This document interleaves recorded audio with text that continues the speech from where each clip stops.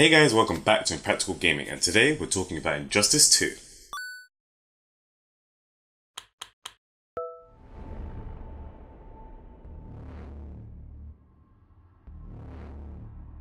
Now everyone loves superheroes, or at least I do.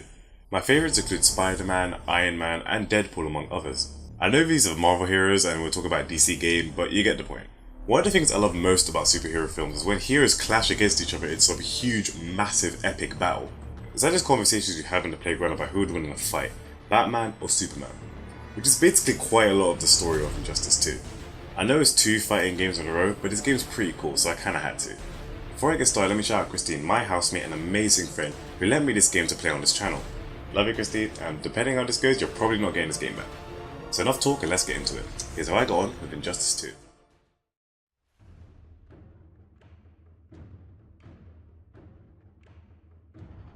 So after playing Tekken, you think I've gotten a lot better at playing fighting games now.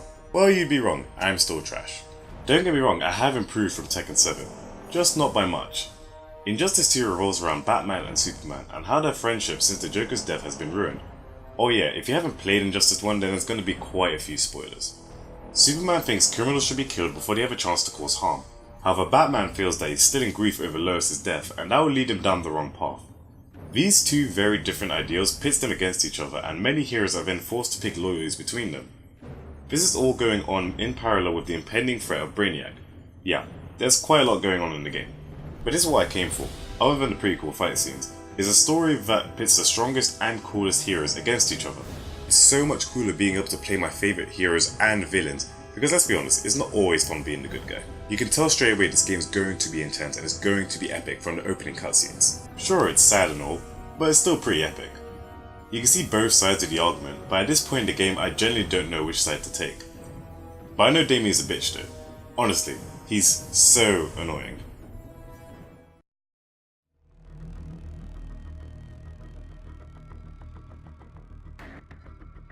Now if you watched my Tekken video or if you've played any fighting game ever, then you have an idea about how the gameplay works. Don't worry, there's no 79 moves to learn like Tekken, thank god. You're faced one-on-one against your enemy and whoever is left standing wins. You use various combinations to attack your opponent, or if you press circle you can use your character power to get in a couple cheap hits. However, there's more than one way to hurt them. At the bottom of your screen you have an energy bar which builds up if you deal damage or take damage. Now there's 2 ways you can use this. You can cause a clash and bet your bars to try to regain health, or you can do the cooler option and use your ultimate attack. Which by the way, they're all certain to kill them, so I don't know how they get back up. Especially you, Batman. You know, for someone who says he doesn't want to kill your enemy, I'm pretty sure this will kill them.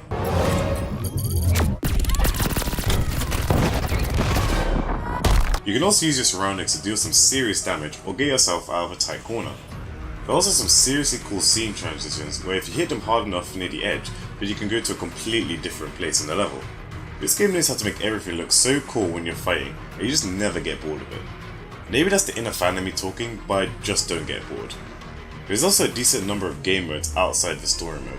You can play online, you can play locally against your friends, or take part in the multiverse where you tackle multiple enemies in a row, so there's quite a lot of value for money when buying this game.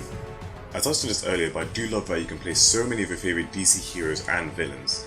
There's the obvious Batman, Superman, Robin, or Nightwing, or whatever Damian's going by these days. But there's also Blue Beetle, Cyborg, Bane, Poison Ivy, Scarecrow. There's just so many options to choose from, and that's without the DLC characters. I never played Injustice 1 really, but I don't think there was this many options to play with.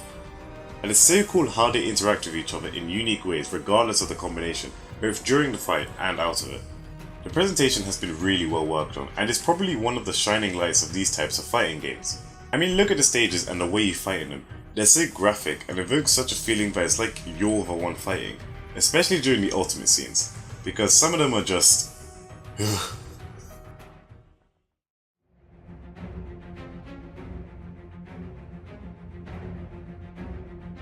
Unfortunately, it feels like much of the same with Injustice 2 as it was with Tekken 7, and I feel like it might be for all fighting games. I love the story, I really do, but there's just so much of it. When I say that, I mean there's not enough fighting in comparison. It's a lot better than Tekken, don't get me wrong, but it's still a lot. I get that in fighting games, when you're not fighting, it is very story heavy.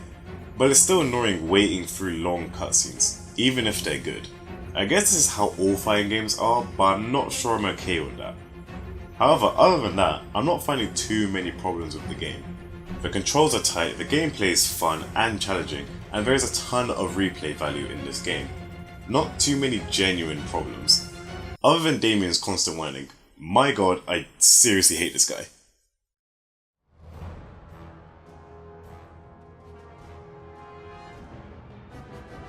I think it goes without saying that I had a lot of fun playing this game.